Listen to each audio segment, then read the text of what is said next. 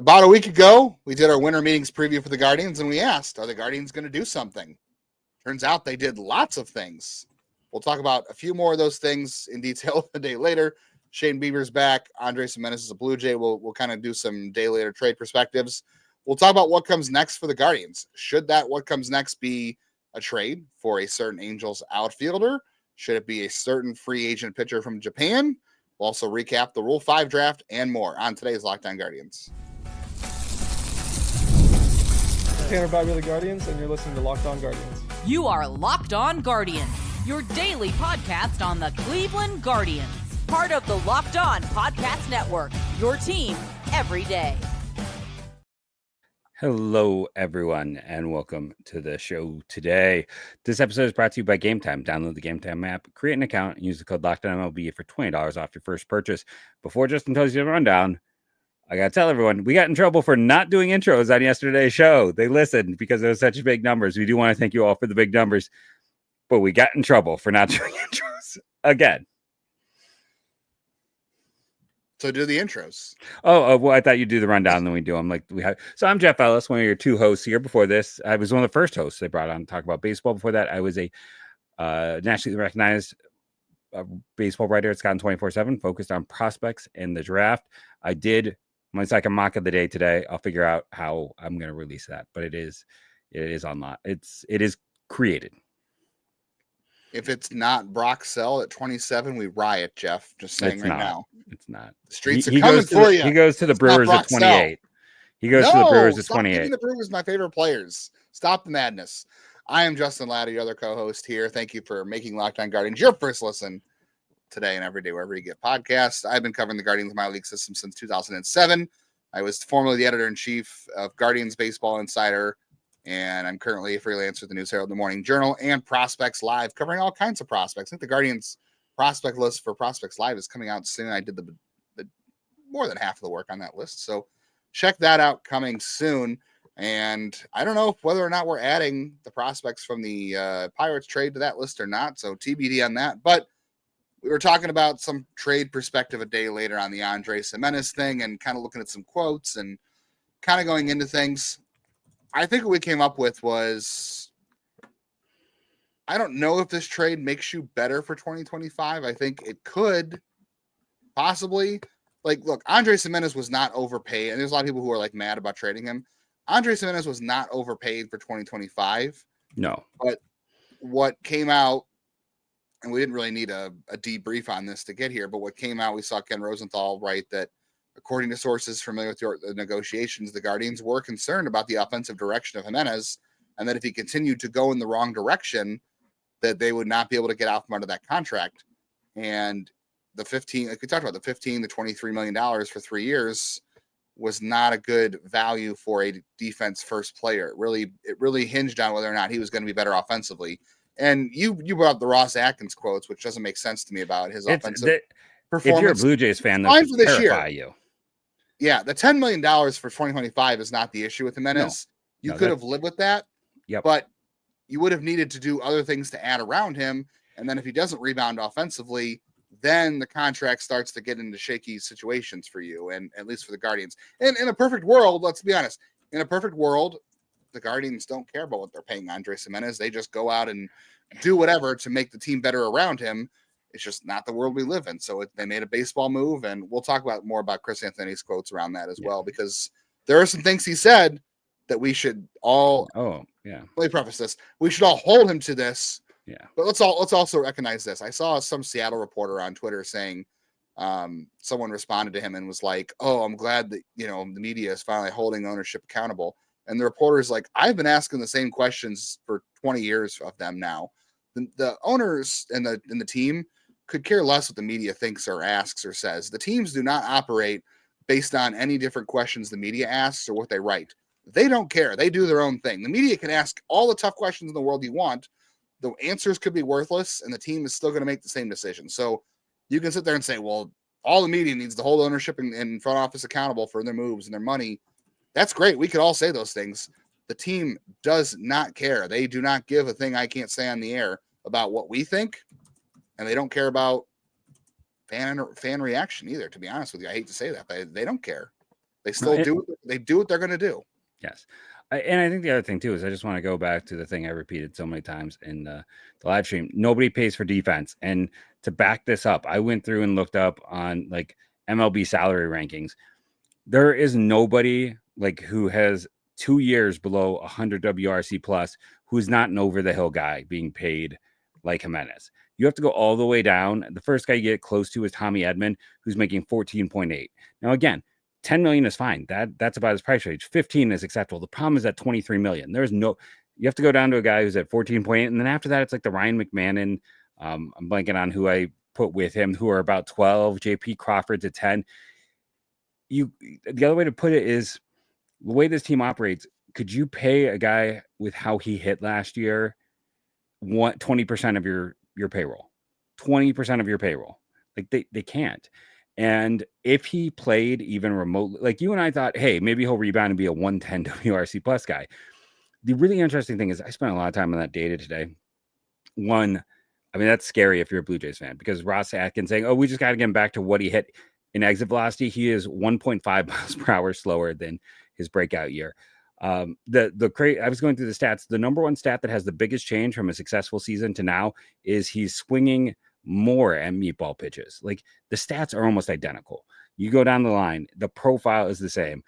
And why did he have such a different outcome? BABIP, but BABIP is also in this case partially impacted by the fact that teams saw him and adjusted. They knew his swing decisions. They know he's a guy who's going to swing first pitch, and they weren't giving him things to swing first pitch. Teams got smart and adjusted to Gimenez. Gimenez couldn't adjust back because it's hard to change. We talked about this leading up to the draft. Hardest thing to change is swing decisions. Gimenez, approach is very hard to change. He is who he is. You throw a pitch out of the zone, first pitch. At that year that he was super successful, on top of having the BABIP, he had a 10 plus runs against changeups. He destroyed changeups back in 22. So what do teams do with changeups now? They don't throw them inside. They don't throw them over the plate. Like he gets changeups and he's not as effective against them because teams adjusted. And I know there's a lot of people who are reacting with their heart, and I get that. And I know for a lot of people, they loved him to death and he's one of their favorites. And there's so many great bits and pieces with him. But he wasn't going to.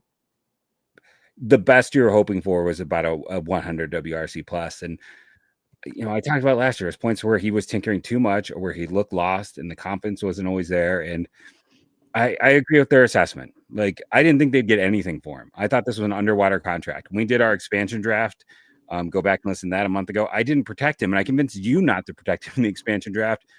Because I'm like, what team's going to want to pay this dude $97 million? And I know everyone out there's like, hey, Toronto wanted to. Again, I'll point out the next 2 years, he's paid fine. And there's a good chance that the current people running that team in 3 years won't even be there. So they had to take that gamble. They had to take the gamble and get a guaranteed value because he does have value. Now it's going to flip where his value of what he's paid versus the value of what he does are not going to be equal in 3 years.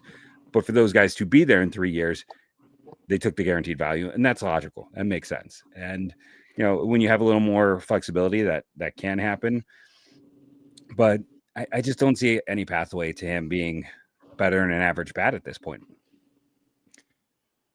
Yeah, I mean, the offensive numbers, again, the underlying numbers do not paint a picture of a guy who's going in the right direction offensively. I think, again, in a perfect world, you just say, like, you pay him the money, you guaranteed it, he helps you defensively immensely, and you go out and you try to make some other moves to complement him, and, he doesn't take up 20% of your payroll. If you're paying him $20 million out of $100 million, then just increase to 120 contract. Or 150. Because no one else pays for that. I it's the thing, no matter what. People just want you to say, go out and make your improvements elsewhere and keep him, which I get. Like, there's an avenue to say, go get pitching and keep Gimenez and let him boost the value of your pitchers because his defense is so awesome. And that's fine. I don't disagree with that either. It's just the reality of the team and how they operate. But all teams, no one pays for defense. I feel like you have to separate ownership and the front office. The front office, I think, made the right move making the trade. if you want to get mad at ownership and say, keep Gimenez, pay Gimenez, and increase the payroll and go get an outfielder and go get a pitcher and pay Gimenez the money you already promised him because he helps you defensively, I get that too. That's fine. I think you have to separate the two. That's what we're trying to do here, separate the two. I think in a vacuum, this deal is good for Cleveland because we don't think that Andres Gimenez is going to rebound offensively, but we also think he still had value to the team, but they also think that they got pieces they needed in Ortiz and the two pitchers we really like. All right. It's been a busy December for Cleveland already. And you and I don't know if you and I thought they were going to have this much action in the month of December. I thought we were going to wait until January to talk about anything. It's been busy. Are the Guardians done? Is this all they're going to do? Will this make way for more? Does this mean a Josh Naylor trade is more likely, less likely, or the same? And can the Guardians fix Josh Hartle? We got some intel on Josh Hartle. We'll talk more about that. We'll recap the Rule 5 draft. And it's Trade Talk Thursday. We're talking about a Angels outfielder who could be on the block that Jeff and I both like a lot. So all of that to come on this episode.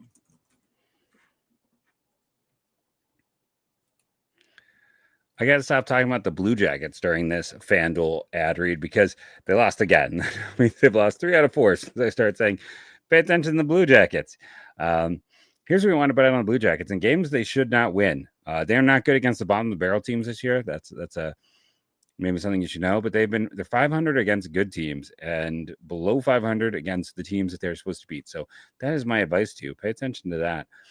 But right now, get ready to tackle the NFL action with FanDuel, America's #1 sportsbook, because right now, new customers can bet $5 and get $150 in bonus bets if you win. The FanDuel Sportsbook app gives you everything you need to place live bets in the NFL all in one place. So you get a hunch in the middle game. You can check out the latest stats, view play-by-play, and so much more on the same page where you place your bets. Just visit FanDuel.com to join today. And you'll get started with $150 in bonus bets if you win your first $5 bet. That's FanDuel.com. Never waste a hunch and make every moment more with FanDuel, an official sportsbook partner of the NFL.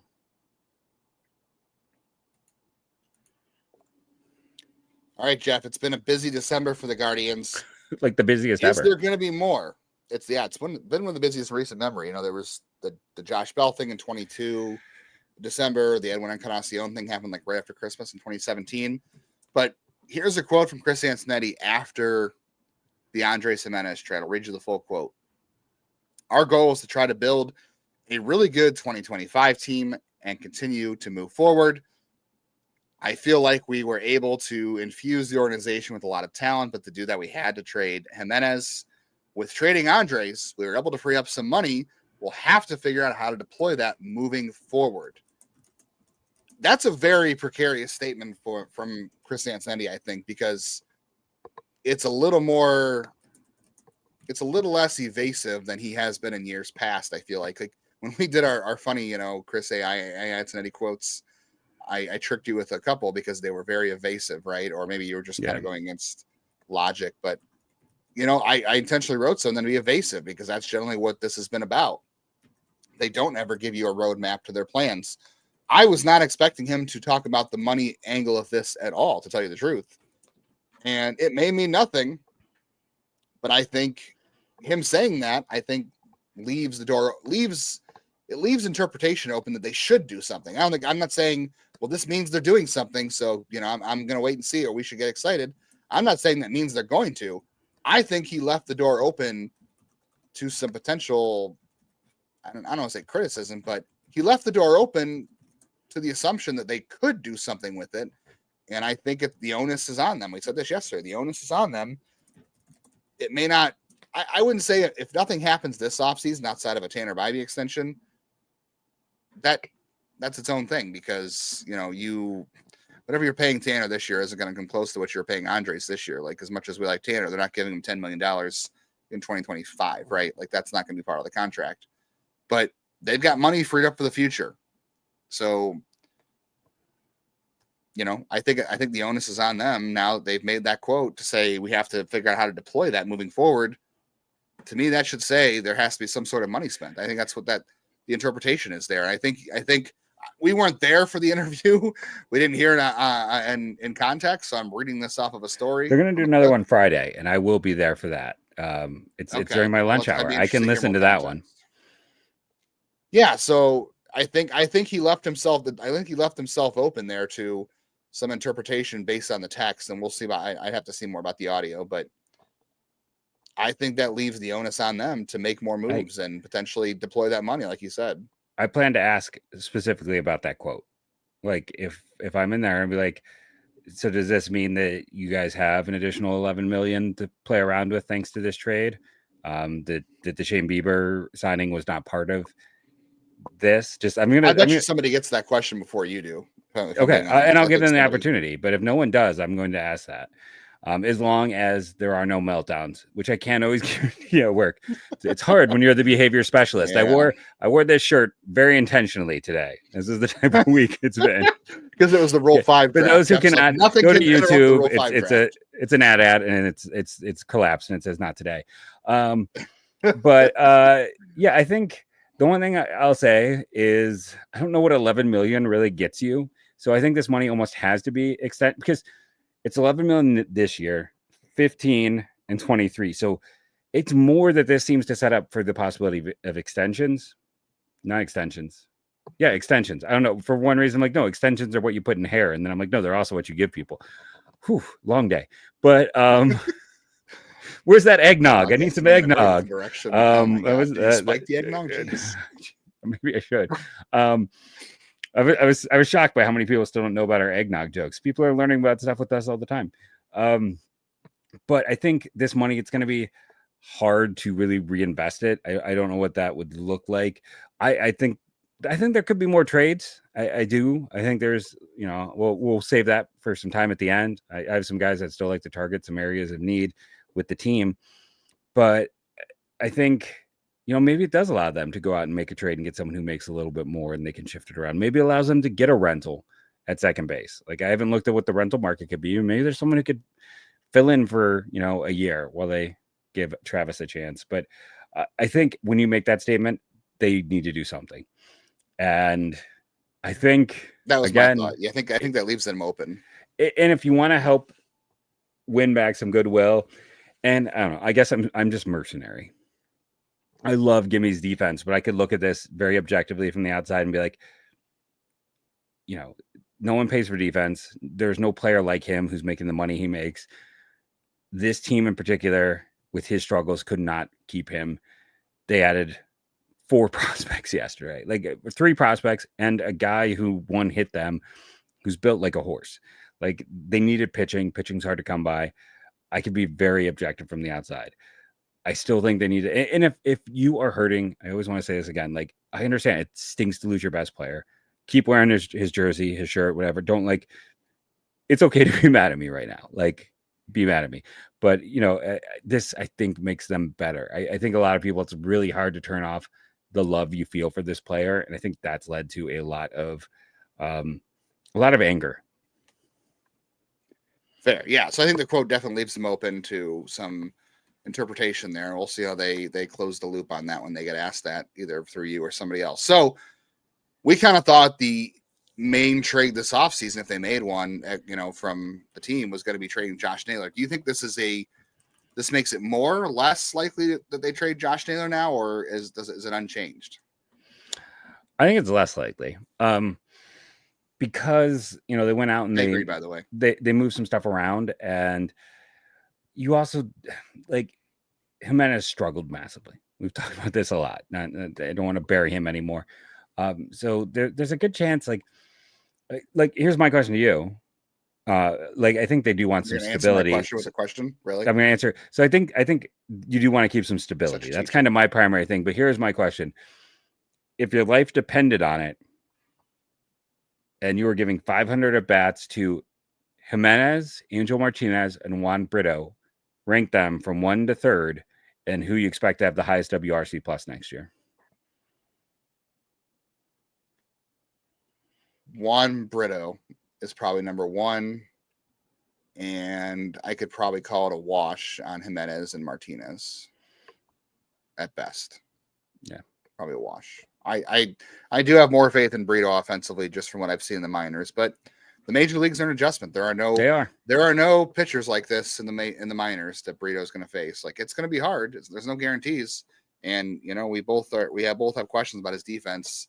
We'll see what they do there. It's definitely going to be a step back defensively, and that might hurt their pitchers. I don't know. We'll have to see. I do think the odds of trading Josh Naylor have gone down. I'm not saying it's a 0, but I think it's gone down because I don't think it was a money thing with Naylor. Like, I don't think it had to do because we've seen the Guardians don't care about salary for 1 year. They care about the carrying salary for multiple years, like Andres Gimenez, right? So I don't think they're necessarily as concerned about Josh's money in 2025 so much as can we get something of value for him right now that makes us better in 2025 and then beyond. You've already gone out and addressed pitching with this Luis Ortiz thing, right? We thought maybe the Naylor trade would be a way to upgrade pitching. We were hoping, and you could replace him at first base with, Santana or trading for Yandy Diaz, whatever.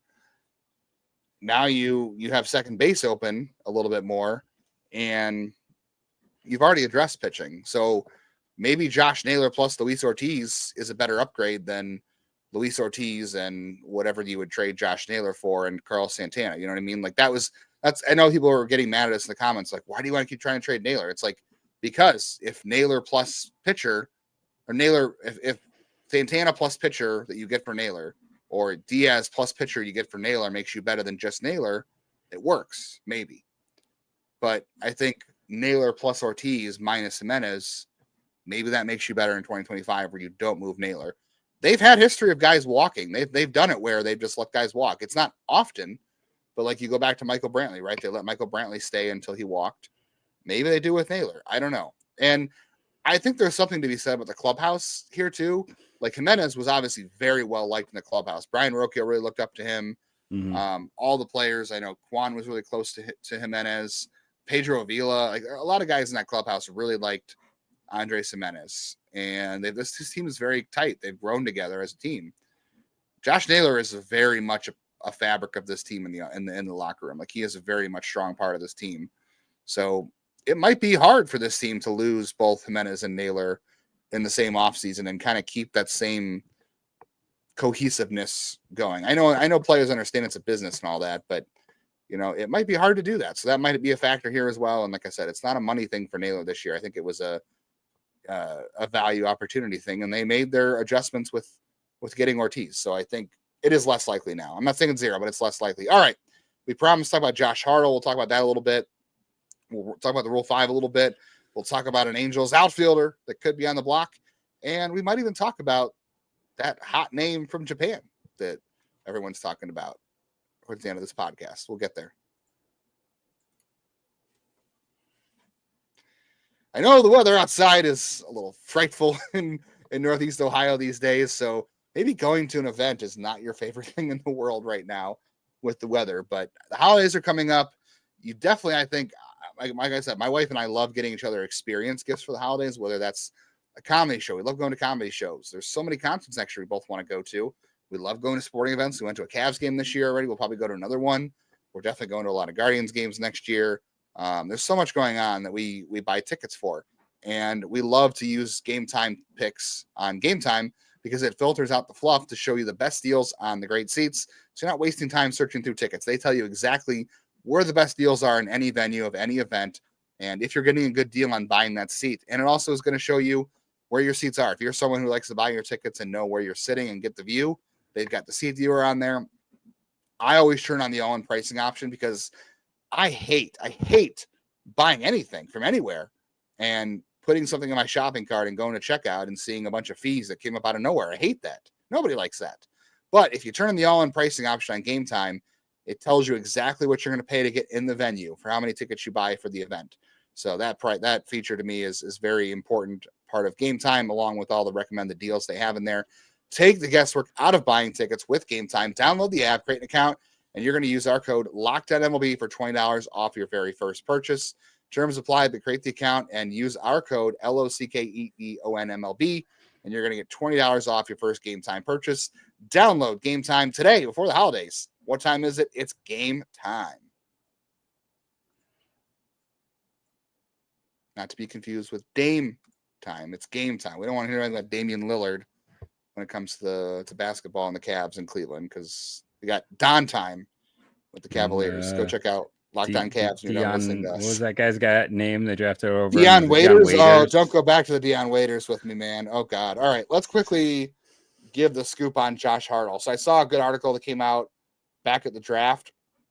So real quickly, Hartle we talked yesterday, was a guy who came into this draft year with a lot of hype. There was talk that even though he doesn't have like a great amount of stuff, that he was going to be, if he wasn't the first college arm off the board, he'd be one of the first couple. And he fell to the third round because of performance issues, just didn't have a great year. Turns out he was kind of listening to some outside noise, and he was trying to add velocity because he is an 89, 92 guy who tops out at 94, and he was trying to add velocity. And that kind of hurt his delivery, it hurt his mechanics, it hurt his control. He got very cutter happy. He was not executing his delivery the way he had in the past, which gave him plus control and plus deception. It kind of sounds like from people we've talked to and articles we've seen that he's already corrected some of those issues. Only made one pro start, but he is back and working out. He's worked out with some of his friends from Wake Forest who happen to be in the Guardians organization already. It kind of seems like they've already identified the issues there, and he might get back to what he was at Wake Forest in 2023. And if that's the case, the Guardians, they love to buy low. I think this is, again, we talked about it yesterday. This is the guy they've worked with. The kind of type they've worked with before that works. And if they've already kind of identified the fixes, this could be a really nice scoop for the Guardians. There is a world where someone's got to put that on a shirt for you. Yeah, where he was the primary target in this trade. Like that they like Luis Ortiz, that they wanted Hartle, and they're like, okay, and we have to get a guy who can help us now. It's like, okay, we want Hartle. Who are you willing to trade us from now? And then, they kind of work on the pieces. We're hearing enough stuff from enough sources. It's like, I think they wanted him. They really liked him. I think they got their pocket picked. And this makes sense. Both him and Nick Mitchell, they scouted everything. Like, they had all of those picks and all that. So it makes sense to go out and get the guys you liked who got away. But also, they don't do this a ton. And the last time it happened was Josh Boyd.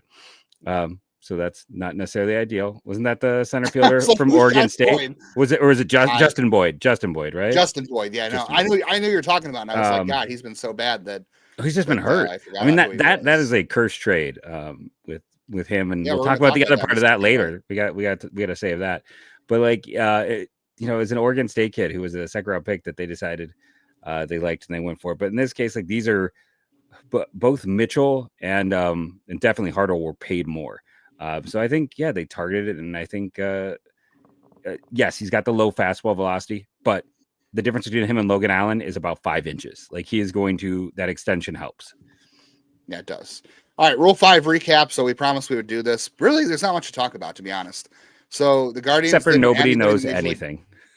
No. Yeah. It's very confusing. The Rule 5 draft. We prefaced this by saying yesterday, this is one of the worst Rule 5 drafts we've seen in recent memory. The guys over at Baseball America who cover the Rule 5 draft, great. They always say that they said this was a terrible Rule 5 draft coming in, and it was. So the Guardians didn't add anybody in the major league portion. They lost Christian Cairo, who was not on our radar. He was eligible. No, I'm very surprised with this. So Cairo, to me, I've seen him a lot in the minors. He handles second well. He handles short well. He can play some left. He can play third. He does have a decent approach at the plate. He doesn't hit the ball hard. He might stick as a utility infielder for the Braves because of the approach and the defense and the versatility, and he runs the bases okay. That's fine. That works. Whatever. Not a big loss for the Guardians. I'm just surprised somebody took him. The Guardians' biggest error was giving him almost $1 million to buy him out of his LSU commitment in 2019. Let's be honest. That was the error. Both him and Yordis Valdez. The error was not protecting him. The error was giving that money. And Yordis Valdez, too. It was not a great draft. No. So we'll see about Cairo. A great dude, by the way. I talked to Cairo multiple times. Seems like a great kid. So wish him the best of luck.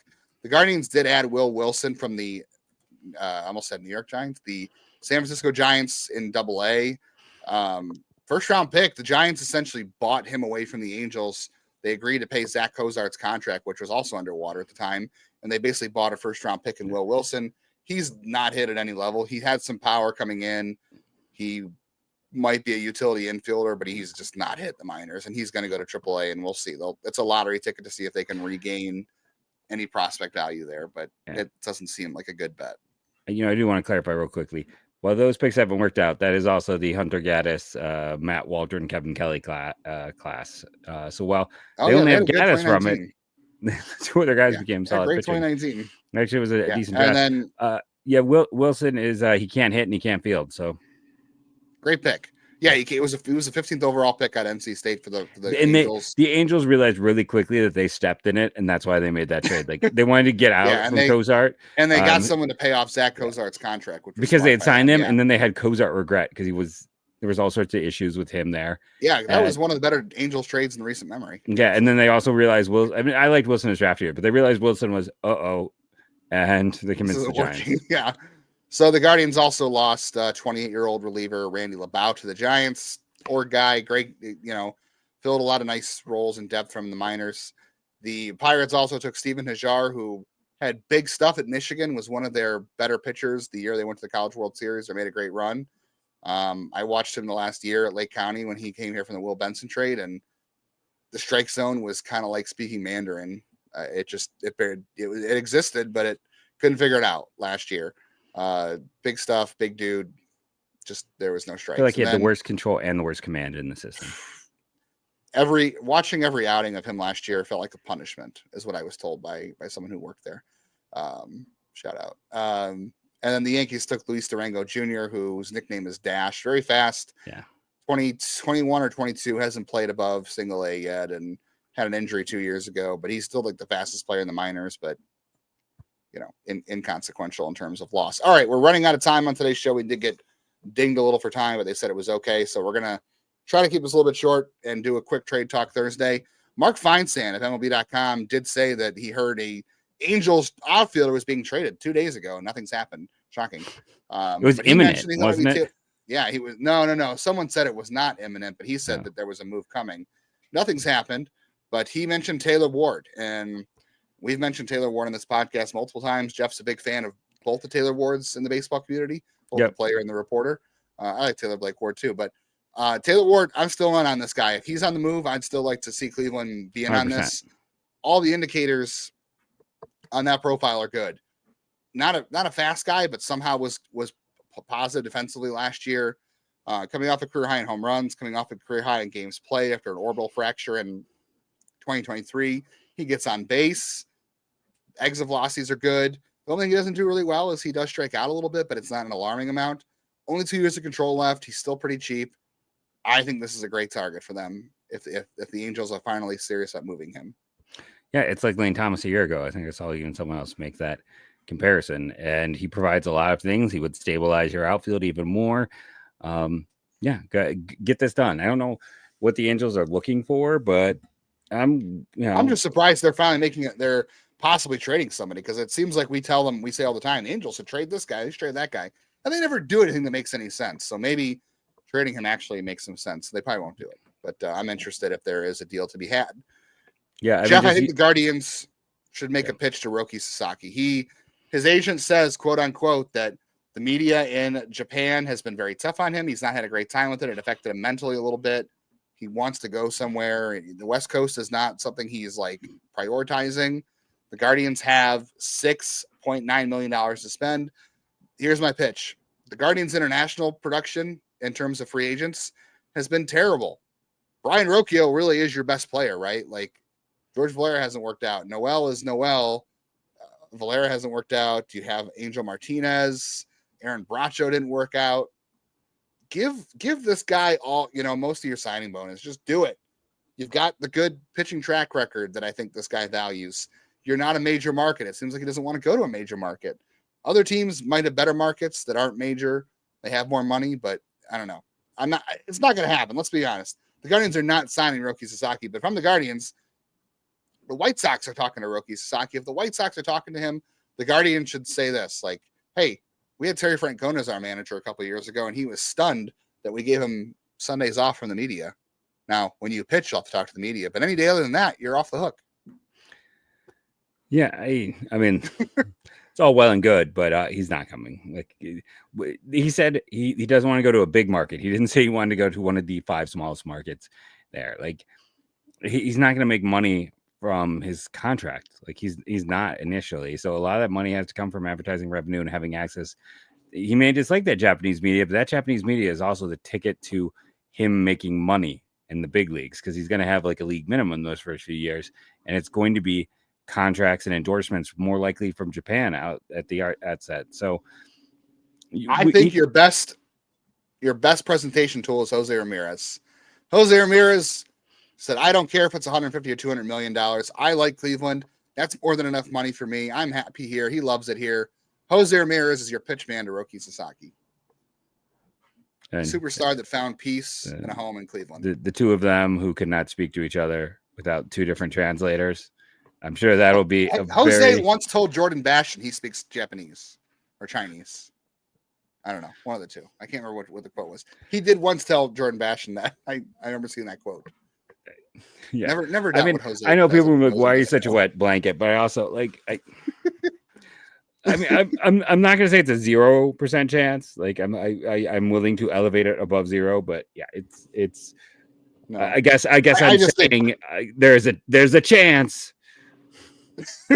So you're telling me there's a chance? Yeah.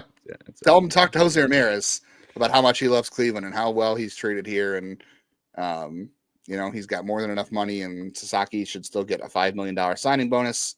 The Guardians should throw it whatever money they have to him because their international signings have not really produced much. So you can just say everyone's going to throw what they got at him. So yeah, they do, and they should, no doubt. Yeah. All right.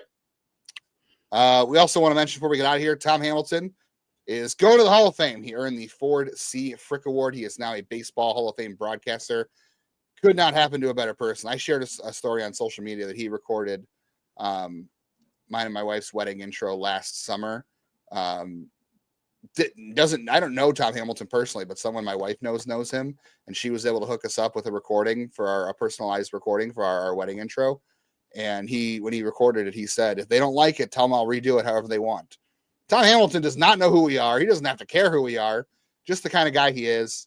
Growing up listening to him call Guardians baseball has been a treat. He is one of the best of all time to do it. Cleveland's been blessed with Hammy, with the late Jim Donovan and the late Joe Tate. It's been legendary in Cleveland. Nobody deserves this more than Tom Hamilton, and I hope the Guardians also give him a chance to call a World Series someday. And go watch the video. Jeff Shadell from the News Herald shared it. Hammy got really emotional being inducted, and he talked about his past broadcast partners too, and all the stuff he's been lucky enough to do. Just class act, and it's long overdue. So congrats to Tom Hamilton, and I think we are all lucky as Cleveland baseball watchers, listeners, fans to have him narrate our summers. Yes. I closed the book. Before I go, I wanted to shout out some everydayers who popped up who are new everydayers. You know me, I don't like to keep tabs or anything else open. BB is Bill. I've got 30 tabs open. And Mike Barrett. Both people are like, I'm everydayers, I'm new. So I wanted to shout out those everydayers. Again, thank you. Yesterday's video is gonna hit over 4,000. Let's see if we can make it the biggest video in the history of this podcast. So maybe go watch again. And the live stream's close to 3,000. So a nice 7,000 view day. That happens all the time here. So we want to thank you again for all of your support. Keep staying with us. We'll have you covered. And a lot of places are not covering this team right now. We are, no matter what. So keep. What do you think, Jeff? Mailbag Friday? Should we do we haven't been on mailbag in a while. It's our last 5-day-a-week show until February. Mailbag. All right. Let's get us some mailbag questions. Hit us up on social media. You know where to find us. Hit us up on comments on YouTube, or I'll post a thing on YouTube as well. Let us know. Yep. Thank you all for joining us. Anything's open. Yep. Thank you for joining us, rating, reviewing, downloading, and help. Smash that thumbs up. Hit the like. Tell a friend. Subscribe on all of your accounts. The work accounts. Hey, you're not watching YouTube there, probably, hopefully. But thank you all. And go, Guardians, go. Oh. And I messed up and didn't set up the brand video. There we go. Thank you, Justin. So we'll try it again. Go. Good night, everybody. Go.